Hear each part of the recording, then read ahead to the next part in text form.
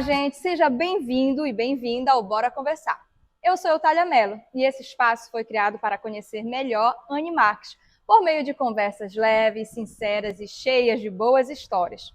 Ao longo dos episódios, vamos conversar sobre a trajetória de Anny Marques, suas ideias, experiências, desafios e tudo aquilo que faz parte da sua caminhada. E para começar essa série de conversas, nada melhor do que partir da pergunta mais importante: quem é Anny Marques? Então, vem com a gente, bora conversar? Bora! Bora conversar, minha amiga Eutália. É tão importante a gente ter esses espaços, né, de diálogo, de escuta. E as redes sociais, elas existem exatamente para isso, para que a gente possa compartilhar um pouquinho mais das nossas histórias. Anny Marques é uma mulher de 42 anos, amapaense, tucuju nata, mas o sangue que corre aqui é um sangue nordestino. Sou filha de pai e mãe do Rio Grande do Norte. Essa família que veio para o estado do Amapá, veio desbravar como tantos amapaenses hoje de coração, e que aqui eu me criei, constituí minha família, sou casada e hoje tenho também 3 filhos, 2 meninos e uma menina que veio de coração, né, por Deus, para que viesse formar a nossa família, constituir a nossa família de 3, que era sempre meu sonho, ser mãe de 3. E essa mulher, desde pequenininha, desde sempre teve algo assim muito característico da minha pessoa.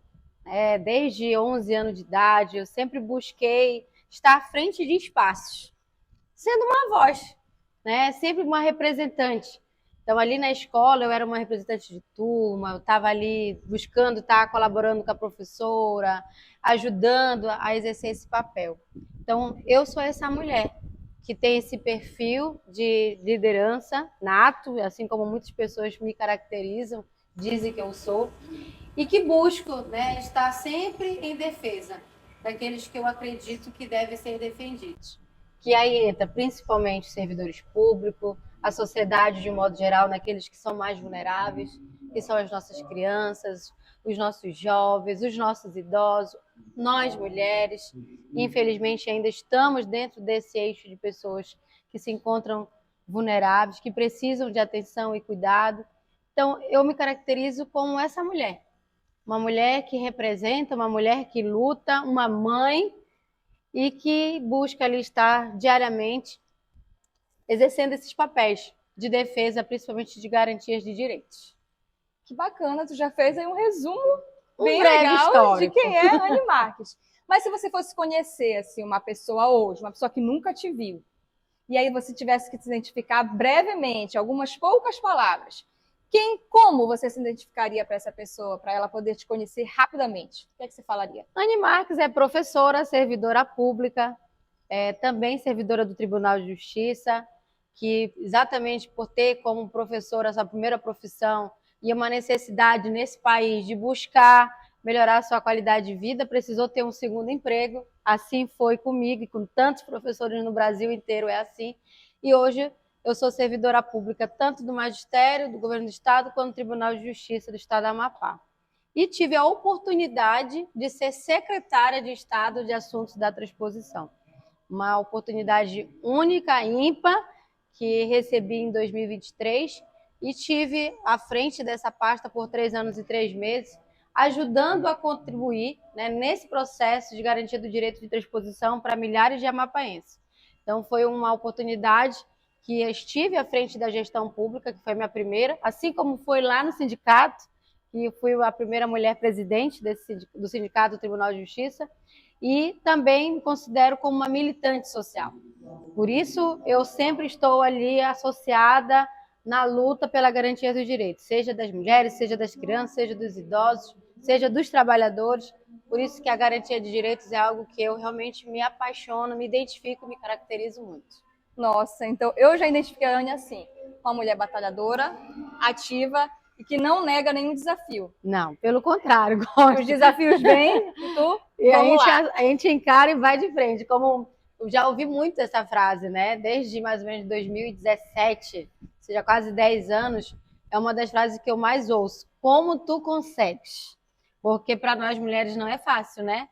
A gente é mãe, a gente é esposa, a gente é trabalhadora E aí buscar outros compromissos, outras responsabilidades, de fato, não é fácil.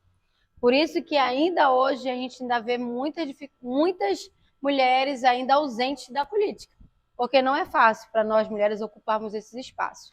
Porque, infelizmente, a gente precisa abdicar de algumas coisas para estar encabeçando esse outro segmento. Então, é muito desafiador a gente ter que, muitas das vezes, abrir espaços de estar com o filho, de estar com o marido, de estar com a família, de estar na convivência social, familiar, para estar em defesa daqueles que a gente acredita. Porque é realmente uma abdicação e uma dedicação. E isso vai desprender da gente tempo, compromisso, responsabilidade. E eu, quase nos últimos 10 anos, eu tenho vivido isso de forma muito intensa, né? E algumas pessoas costumam me perguntar assim, como tu consegues? Cadê essa energia? Mas eu acho que quando a gente faz aquilo com amor, não é um peso, embora seja pesado, mas não fica pesado, porque a gente faz com amor, a gente faz com dedicação. Então, as horas que a gente passa, os momentos que a gente passa sem comer, sem beber água, sem se alimentar, sem dormir direito, preocupação, isso para mim é muito leve. Então, talvez para outras pessoas que seriam fardo, seriam peso, para mim se torna leve, porque eu faço realmente aquilo que eu gosto.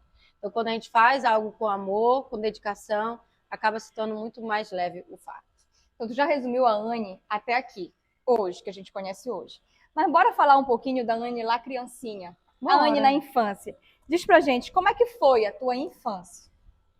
Eita, minha infância praticamente foi na Avenida Desidério Antônio Coelho, aonde ali no seio da minha família materna, porque como eu disse para vocês, tanto de pai como de mãe, a minha família é do Rio Grande do Norte, mas a família da minha mãe veio toda para cá e do meu pai ficou lá, só ele que veio. Então a minha maior convivência foi com a família materna, né? A minha família Gomes da Silva. E essa família que foi a qual eu tive mais convivência, né? Os meus tios, eu venho de uma família que a minha avó teve 24 filhos.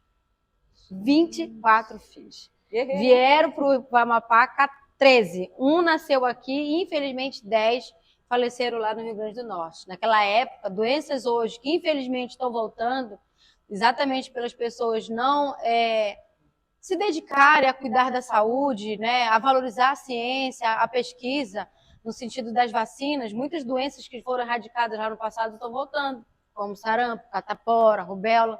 Então, essas doenças, né, há 50 anos atrás, elas matavam com muita velocidade. Então, uns tios meus, infelizmente, não chegaram nem a sequer ter um ano de vida. Então, 10 faleceram e 14 a minha avó criou. Então, eu fui criada nessa família, nessa grande família, né? Onde meu avô José Augusto da Silva e Maria de Lourdes da Silva, os meus avós, eu tive assim a maior felicidade da minha vida de ter vivido, embora pouco tempo com a minha avó materna, minha avó Lourdes, vivi apenas 6 anos, mas foram anos assim incríveis, que eu tenho 42, mas parece que foram ontem esses 6 anos, né, da minha vida, que eu fecho os olhos e recordo eu ali na Desidério, na nossa casa de madeira, com aquelas bacias, né? Quem não lembra aquelas bacias de alumínio enorme, que a minha avó, ela era uma doceira assim de mão cheia. Então, o bolo dela, bolo de noiva, que era um bolo com recheio de goiabada e açúcar por cima. Lá no quintal da nossa casa tinha um forno, então ela fazia, né, essas fornalhas lá, aqueles biscoitinhos de maisena, pipoca. Passei horas e horas sentada ali, colocando a pipoca no saco e passando o saquinho na vela, porque queimava, né? Ela tinha um comércio e eu ajudava lá no comércio com a minha avó. Então, a minha infância foi isso, foi viver ali. Quando que chovia, a gente estava com os primos, ia todo mundo para a rua, ficar jogando na lama, chutando um no outro, molhando no outro. Essa foi a minha infância. Infelizmente, como eu disse para vocês, eu vivi muito pouco tempo com a minha avó, né? Que ela nos deixou muito jovem, fruto de do tétano. Ela era diabética e infelizmente ela não resistiu. Mas foram anos assim incríveis que eu carrego assim na minha essência tudo aquilo que eu pude viver com a minha avó especialmente.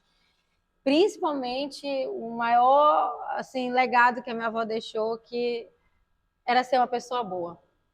Então, esses foram um dos valores. Fala um pouquinho dos valores que tu absorveu nessa tua família, nesse teu período de infância até aqui. O que é que tu trouxe na bagagem? A minha avó era uma pessoa muito humana, muito caridosa, muito solidária. Então, assim, ela teve 24, mas ela teve muito mais filhos do que isso. Porque todos aqueles que viviam, compartilhavam na nossa casa, ela o acolhia como se fossem filhos, né? Então, muitos sobrinhos, muitos filhos de amigas que vieram do Rio Grande do Norte para cá foram criados pela minha avó. E que hoje eu os tenho até como os tios, né? Alguns como os primos. Mas, assim, esse foi o maior legado que a minha avó deixou, né? De se preocupar com o outro, de se colocar no lugar do outro.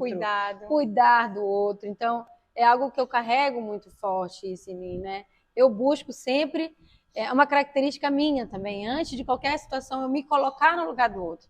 Se eu estivesse do outro lado de lá, como que seria? Como que eu iria pensar? Como que eu iria querer? Como que eu ia imaginar que as coisas fossem? Então, foi o maior legado que a minha avó deixou, né? Esse amor, né? Esse cuidado. E eu busco, né? Lógico que a gente não é perfeita, a gente é extremamente imperfeito, nós somos humanos, nós somos falhos. Mas eu busco diariamente ser uma pessoa melhor, principalmente por causa da minha avó. É o teu norte. Que é o meu maior exemplo, é a minha maior inspiração. Não tenho dúvida que é a minha avó. Nossa, que bacana. E agora, bora falar de umas coisas assim, porque eu sei que tu viveu uma coisa muito boa na tua família, na tua vida, né? Tua infância foi muito boa, tu teve o legado da tua família, mas tu lembra de algum momento difícil da tua vida que tu já passaste? Sim. Eu sou Compartilha aí com a filha gente. de pais separados, que é uma realidade, né? Infelizmente, na nossa sociedade. Assim como eu, né? A minha mãe separou do meu pai, eu tinha 6 anos. E grávida do meu irmão.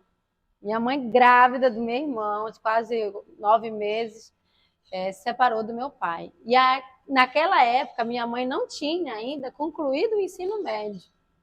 E aí foi muito desafiador para minha mãe, né? Porque eles eram comerciantes, tanto meu pai como minha mãe.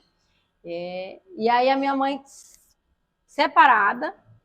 Hoje a separação é algo muito comum, mas naquela época, para os costumes da época, uma mulher se separar, se divorciar, então era algo assim. E eu cresci ouvindo a minha mãe, né, relatar que algumas vezes o meu avô, em razão da sua criação, em razão da sua cultura, principalmente, né, nordestina, machista, que é a nossa origem, né? Ele chegou a dizer para minha mãe uma vez, né, que preferia vê-la morta do que separada. Então, quanto minha mãe não sofreu, né, para que ela realmente pudesse buscar outros horizontes, uma vez que infelizmente a relação não estava mais dando certo. Então, eu me recordo também de muitas brigas. Meus pais, eu vivi isso na minha infância, né? Eles brigavam muito, minha mãe era muito ciumenta, meu pai gostava muito de futebol, ia pro futebol, passava o dia inteiro, e a minha mãe no comércio, ou seja, foi essa também a infância.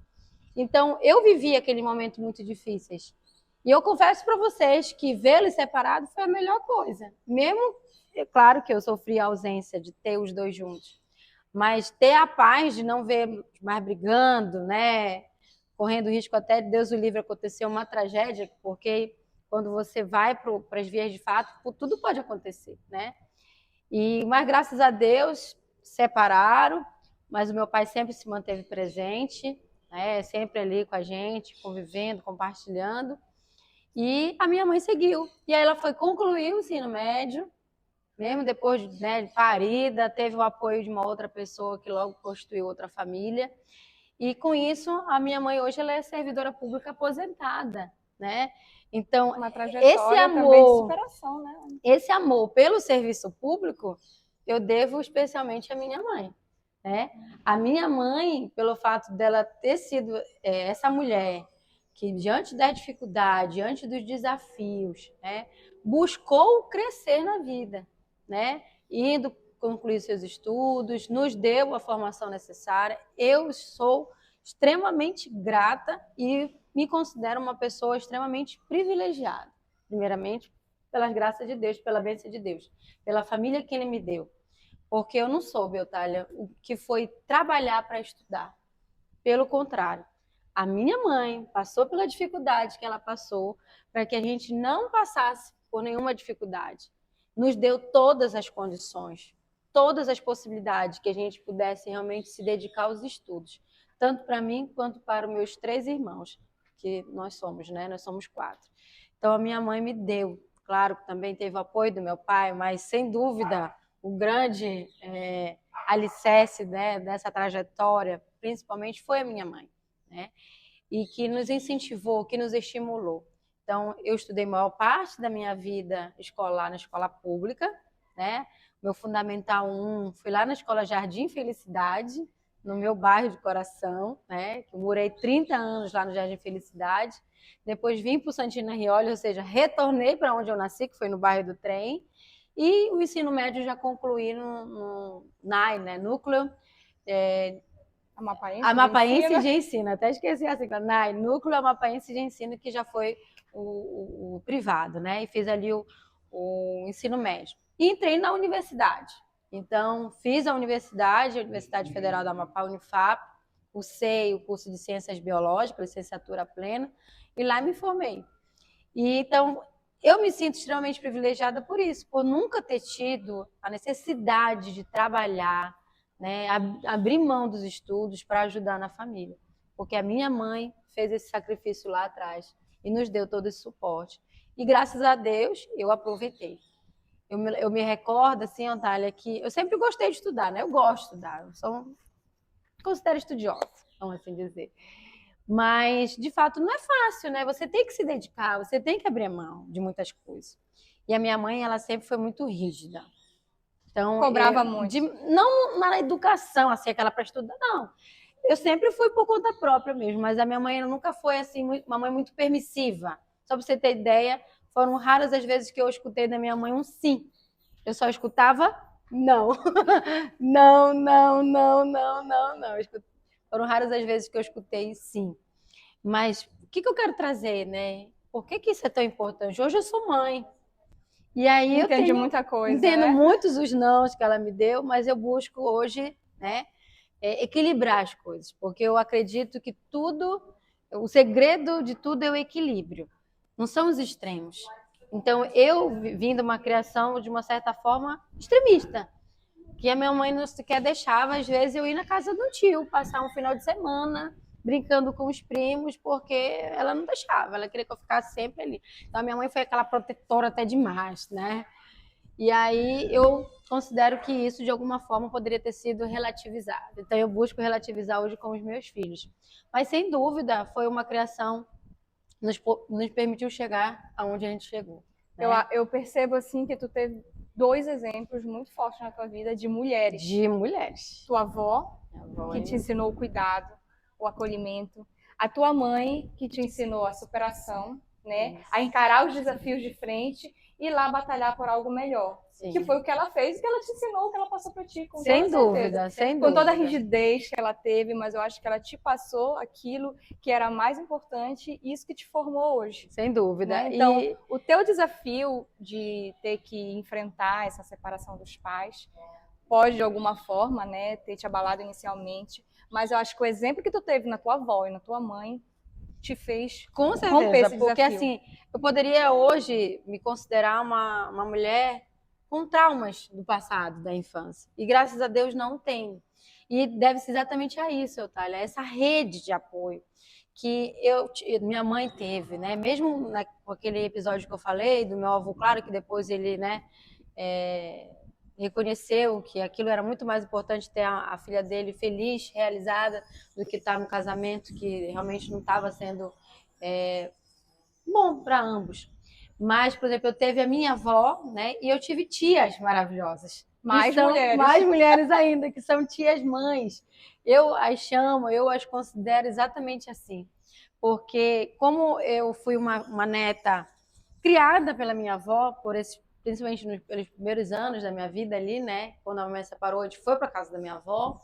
E aí as minhas tias, então, elas também me abraçaram. Elas também, né, ajudaram a minha mãe a nos criar.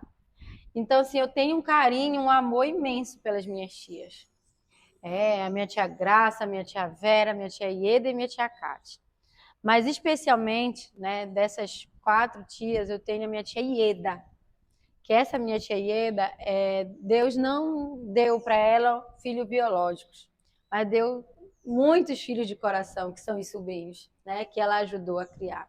Então, a minha tia Ieda é aquela tia realmente super presente, que está para todos os momentos, para todas as horas, para todas as circunstâncias. Então, é isso que eu gostaria de destacar, né? Essa rede de apoio. E a gente sabe que hoje muitas mulheres são mãe solo. Outro dia saiu uma pesquisa do IBGE falando sobre o ranking, né? A estatística dessas mulheres. Hoje o Amapá, por exemplo, ele ocupa a 3ª posição do Brasil de mãe solo. O que isso representa, né? O quanto nós devemos olhar para que essas mulheres elas possam criar os seus filhos e dar a eles possibilidade de se transformarem, né? Homens e mulheres realizados, que eles possam ter oportunidade de estudar, de saúde, de lazer, e que essa mulher também possa ter as mesmas oportunidades. Porque, como a gente acabou de falar, eu passei por esses momentos difíceis, mas graças a Deus a gente sempre teve uma rede de apoio. Agora você imagina se eu não tivesse tido essa rede de apoio, a minha mãe não tivesse. Eu não tenho dúvida que hoje eu teria muito mais dificuldade de lidar com muitas circunstâncias na minha vida, por causa dos traumas que provavelmente eu teria carregado ao longo da minha vida. Então, hoje, olhar para essas mulheres e pensar para essas mulheres políticas que realmente venham oportunizá-las, né, a ter uma vida mais digna com os seus filhos, é um dever também de todos nós. Afinal de contas, a sociedade está se remodulando e nós precisamos também se remodular a partir desses novos contextos sociais. Anny, tu falou sobre desafio, né? E me diz uma coisa, teve um momento assim que tu percebeu na tua vida que foi um momento de superação? Aquilo ali, você realmente identificou que você passou de uma etapa, assim, você conseguiu transpor um obstáculo? Sem dúvida.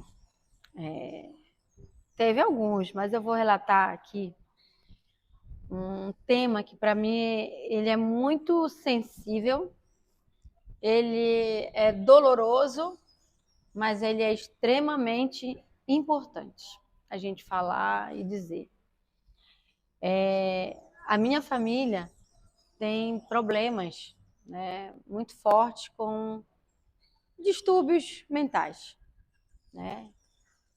Eu já tive problemas de depressão e eu já tenho, infelizmente, 2 pessoas na família que nos deixaram em razão da depressão.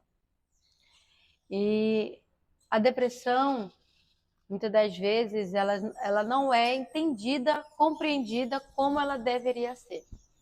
Porque o que é a depressão? É uma doença, primeiramente.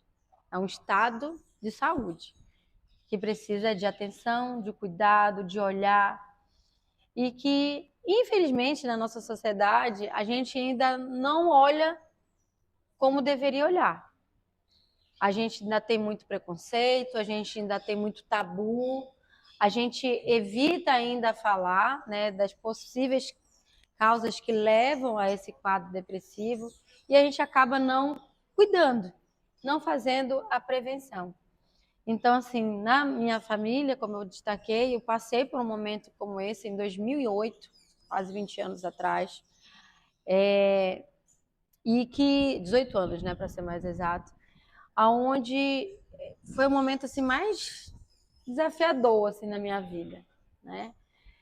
Aonde eu não conseguia olhar para frente e imaginar um momento diferente daquilo que eu estava vivendo, de uma tristeza.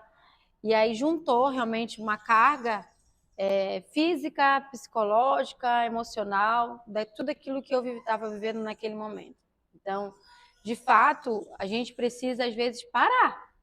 Aquilo que eu falei, né, em determinado momento aqui da nossa conversa. A gente, quando faz algo comum, a gente faz, a gente vai, corre, mas o nosso corpo ele precisa ter a pausa, ele precisa ter o descanso, a mente também. Então a gente precisa também se voltar para nós e se cuidar, parar, cuidar do físico, cuidar da mente, né? Ter esses momentos também que nós chamamos que são de socialização, né? Que trazem momentos alegres para você também sair daqueles ambientes de estresse, de pressão, né, de constância, e você relaxa, porque senão nós não somos uma máquina, né? Então a gente vai dar um momento que vai dar pane. Então eu vivi isso em 2008. Pra você ter ideia, eu trabalhava de manhã, de tarde, de noite. Eu fazia uma pós-graduação todo final de semana durante 3 meses, sexta, sábado e domingo, ou seja, era de segunda a segunda. E aí isso realmente chegou um momento que não teve como. E aí eu tive 15 dias da minha vida assim, que, meu Deus do céu, para mim aquilo ali ia ser o fim.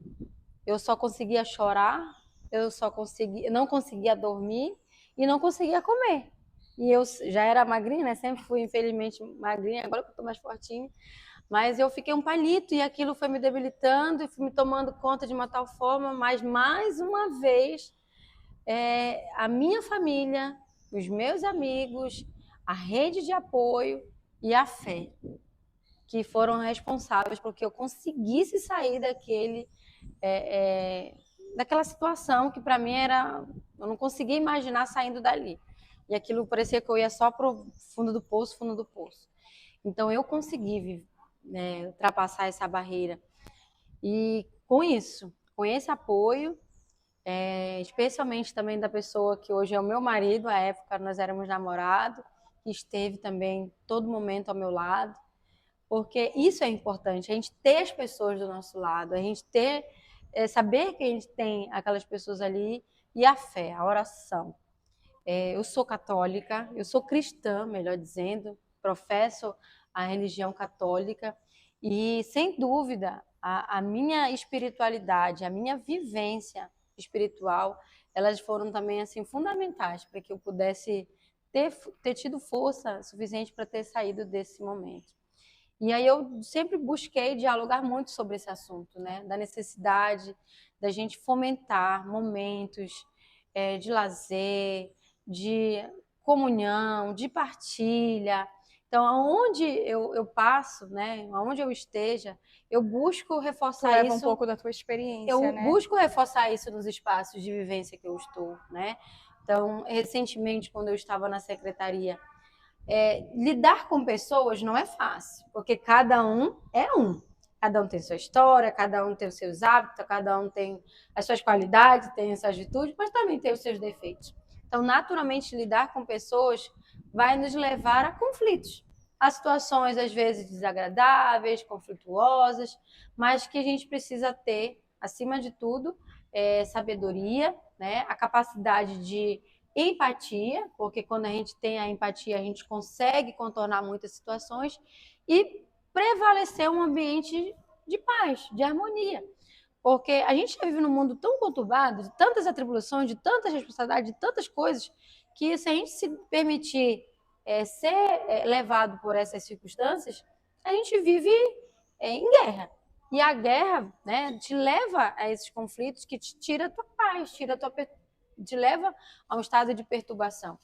E que se você não cuidar, se você não tratar, né, com devido cuidado, às vezes, inclusive médicos mesmo, de você fazer terapia, de você fazer acompanhamento buscar psicológico, realmente, né, o apoio. Sem dúvida, às vezes até medicamentoso. Então, como eu falei, para além desse caso que eu tive uma tia minha que eu cuidei dela. Eu fiquei Passou com pela ela mesma na minha casa. situação? Só que o dela foi muito mais gravoso. Ela teve processos realmente de extremos.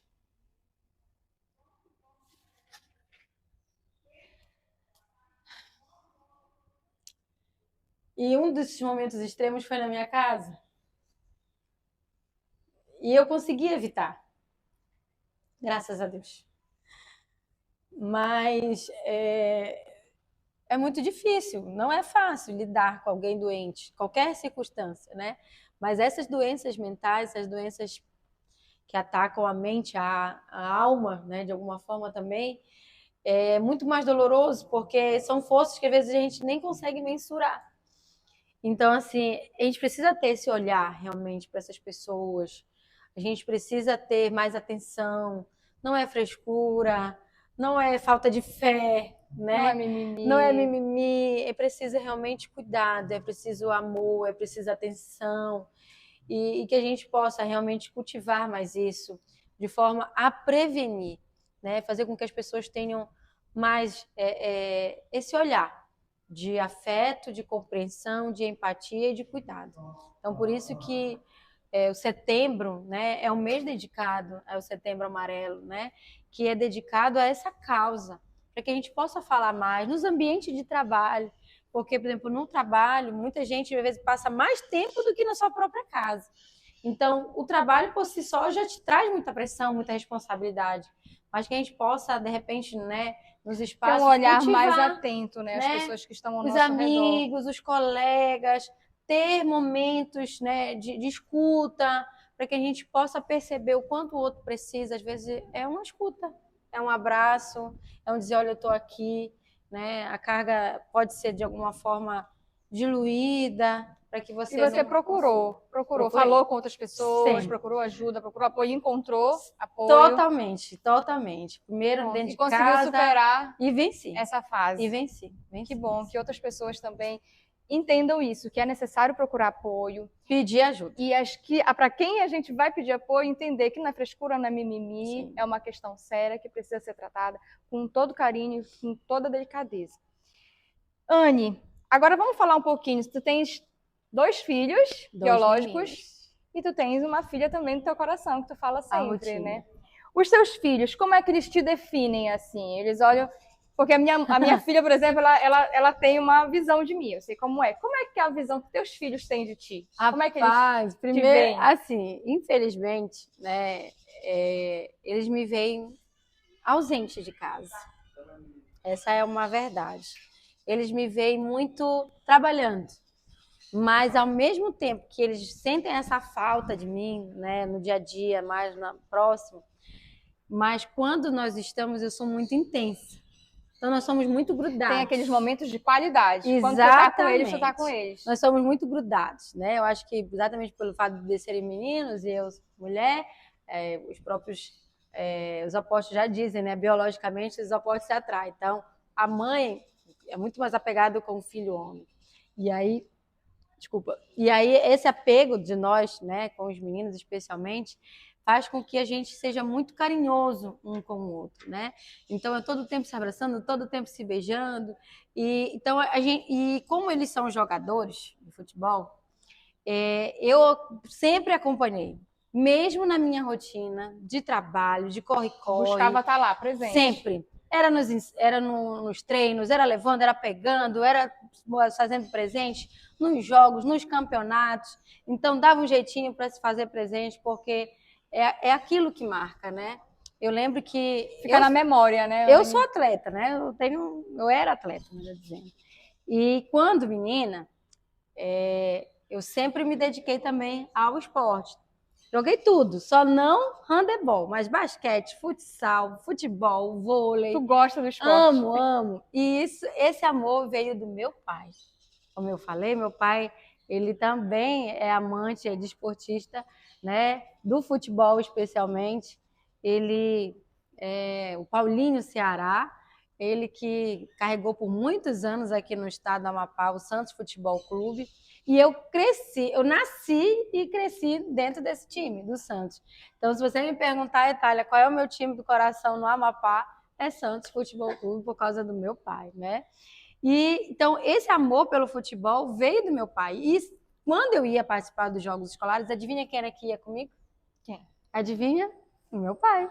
A minha mãe não ia, pelo contrário, a minha mãe não gostava. Eu acho que traumatizou. Então, o teu amor pelo esporte veio pela referência do teu pai. O meu pai. Meu pai é a maior referência. Passou isso para mim e, consequentemente, passei para os meus filhos. Então, assim, o esporte é algo que nos une muito, né? Esse amor pelo futebol, essa paixão pelo futebol, que já é nata do brasileiro, Mas, sem dúvida, essa relação muito mais próxima, por causa do meu pai, fez com que a gente fosse muito mais apaixonados. Então, teus filhos te veem assim como uma apoiadora. Apoiadora, eu não tenho dúvida que eles me veem como aquela mãe ali na beira do campo, gritando. Às vezes eles ficam até com vergonha, eu grito mais do que não sei o quê, e brigo também. Mas na memória deles, eles sabem que eles podem contar contigo. Sem dúvida, todos os momentos, nós somos muito amigos, é algo que eu cultivo muito, né, na nossa relação, é a amizade. Né? Eu estou com um filho adolescente, vai fazer 16 anos, e então eu converso muito com eles e reforço muito também no futuro, quando eu não estiver mais aqui. Eu dialogo muito com eles sobre um assunto que quase ninguém conversa, que é sobre morte. Eu converso muito. Difícil, né? Falar sobre muito isso. difícil. E eu converso muito sobre morte com meus filhos. Eu converso com eles. Eu converso com eles como se eu não já mais estivesse aqui. Eu tento indagar deles o que eles iriam pensar, o que eles iriam sentir, o que eles acham que eu iria sentir em determinada circunstância, porque a única verdade que a gente tem, Otália, é essa. Que um dia a morte vai chegar para todos então, tu nós. preparas ele para tua ausência. Preparo. Mas deixando um legado firme. Sim, deixando exatamente o meu ensinamento, né? Hoje a gente, lógico, financeiramente, a gente tem hoje uma condição razoável, né? De poder oportunizar para eles coisas que eles podem ter de forma material, realizar ali uma conquista ou outra. Mas, para mim, o maior legado que eu quero deixar para eles é exatamente isso. É o amor, assim como eu carrego da minha avó, e a fé. Que eu acredito muito nisso, né? Que existe uma vida após essa daqui e que a gente busque por essa vida, que é essa vida que ela é plena. É ela que a gente tem que buscar, não é essa vida aqui. Aqui é só uma passagem, aqui é só um momento, é só uma realização.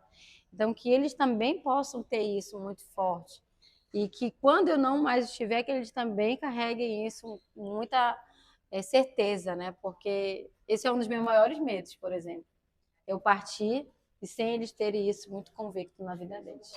Deixar eles preparados para uma coisa que vem, mas que também é uma coisa que vai ficar sempre com eles, né? É um pedaço de ti com eles para sempre.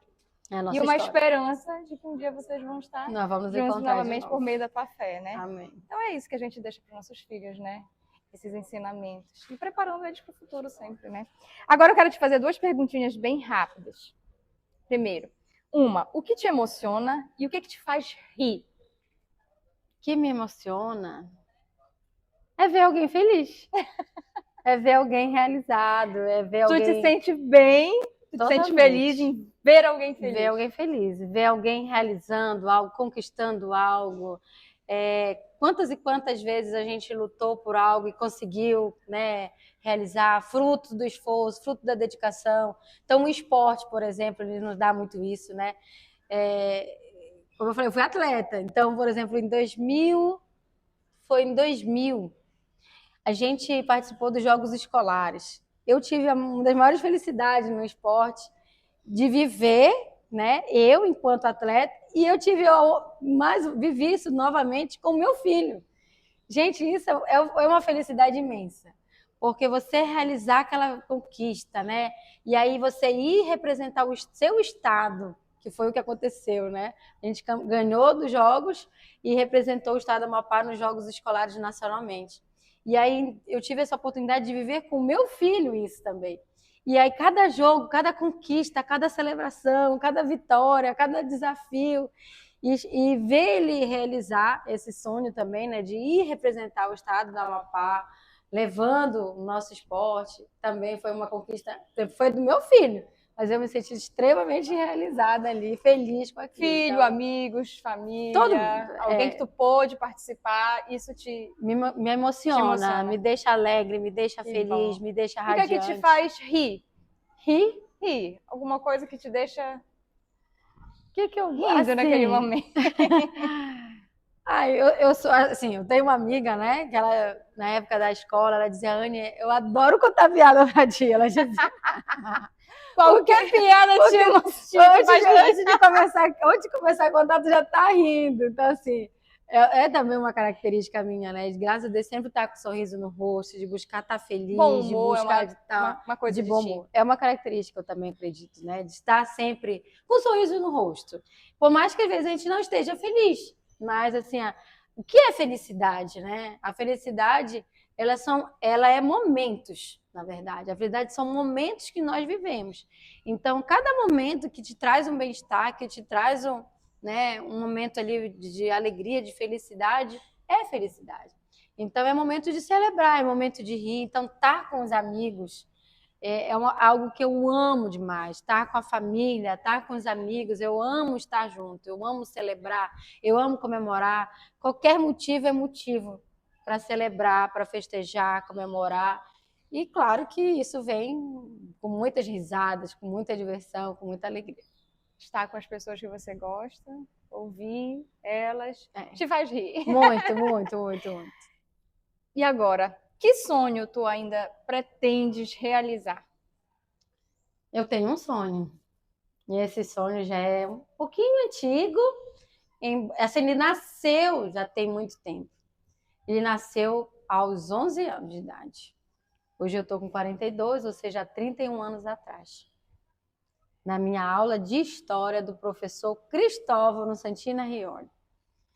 É como se eu fechasse os olhos e me visse nessa cena lá. Te para lá naquele momento. Naquele momento. Eu sentava ali na segunda cadeira, e aí o professor explicando, né, dando a aula de história, falando sobre o contexto ali da sociedade, da organização da sociedade, a formação dos poderes, a importância de cada um, o que significava, o que cada um representava, o quanto aquilo foi responsável pela organização da nossa sociedade, né? E aí eu fiquei apaixonada por aquilo. Eu disse, eu quero ser isso. Eu quero um dia estar ocupando esse espaço, eu quero um dia ser política, já que política é isso, que transforma a vida das pessoas, né? Busca organizar a vida das pessoas através de ações, né? De projetos que vai realmente olhar para a sociedade como um todo, ou seja, o coletivo. Então, desde menina, eu me vi ali. Eu disse, um dia eu vou ser política. É claro que eu não sabia o que era política. Eu tinha apenas 11 anos de idade, estava compreendendo, conhecendo realmente esse mundo. E fui crescendo. E conforme o tempo foi crescendo, cada vez mais eu fui me apaixonando mais por isso, né? Por esse universo, desse universo de coletivo, desse universo do social, desse olhar para o todo. Não é à toa que eu sempre fui representante de turma, né? Desde a quinta série até a universidade, onde lá na universidade eu fui a formadora do meu centro acadêmico, do CABIL, junto com meus colegas da turma de Biologia 2002, que junto com a turma 2001, 2000, a gente revolucionou o curso de Biologia ali na universidade. E a gente lutou pela melhoria daquele curso, né?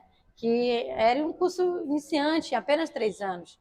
Então, participamos de muitos movimentos, de muitas ações na universidade, para que a universidade crescesse, né, e pudesse realmente ser uma universidade forte, desenvolvida, com um projeto de extensão, com mestrado. E hoje a nossa universidade, graças a Deus, cada vez galgando maiores passos, né, no seu desenvolvimento, no seu crescimento. E muitos colegas hoje, meu, inclusive, da época, estão lá na universidade, são professores, né? Estão lá como docentes da nossa universidade. Então, prova disso que essas pessoas contribuíram, né? E estão lá também deixando a sua contribuição na formação de novos acadêmicos ali na universidade. Então, meu sonho é um dia realmente ocupar uma cadeira, esse espaço, estar num espaço de representação política. Buscar ser essa voz, buscar ser essa mulher que, a partir, né, desse espaço, poder representar tantas outras, tantos outros, tantos jovens, tantas crianças, tantos idosos, para que a gente possa realmente ter um olhar de uma sociedade mais equilibrada, mais equínime, né? Que a gente possa buscar diminuir as desigualdades, as dificuldades que nós ainda enfrentamos na nossa sociedade atual. Teu sonho, então, é ver a política ser realmente um meio de transformação social. Sem dúvida, sem dúvida. E esse é o meu maior sonho hoje, no viés profissional, vamos assim dizer, né? Embora eu não veja a política como uma profissão. Eu não vejo cargos políticos como profissão. Respeito quem assim o fez, quem assim acredita que deva ser, mas não considero que cargos políticos devessem ser cargos profissionais, onde a pessoa vive da política. Como eu falei, eu vivo da minha profissão. Eu sou professora, sou técnica judiciária, mas busco estando nesse espaço, ocupando esse espaço, para contribuir, para deixar lá também o meu legado, deixar lá a minha contribuição nessa passagem. Já que tudo aqui é passagem, nada é eterno, eu quero poder um dia ocupar esse espaço e dizer, olha, ocupei e fizemos isso, contribuímos com isso, e que abriu depois porta para outras pessoas, né? Eu acredito que o mundo ele há nessa necessidade de ter a oxigenação, de ter as mudanças, né?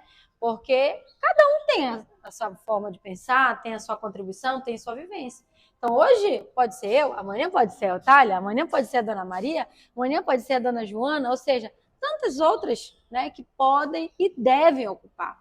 Por isso que eu carrego muito forte comigo essa ideia, né, de ocupar um espaço político, especialmente de uma voz feminina, para representar tantas outras, mas que também possa abrir espaço para tantas outras que queiram abrir caminho para ocupar outras, também, né? esses caminhos. Anne, a gente chegou ao fim aqui desse nosso bate-papo, nossa conversa foi boa, fluiu legal. Ótimo. A gente pôde conhecer muito mais da Anne, desde a infância, a trajetória dela até aqui.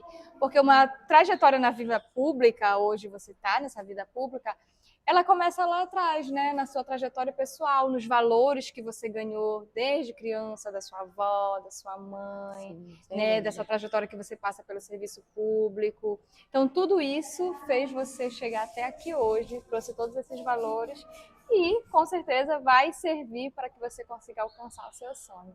Muito boa essa conversa, Anne. Eu acho que o pessoal gostou muito e vai gostar dos próximos episódios, que nós vamos ter muitos outros episódios com a Anne para a gente saber um pouquinho mais sobre quem é a Anne. Hoje foi só aqui um pouquinho, aperitivo.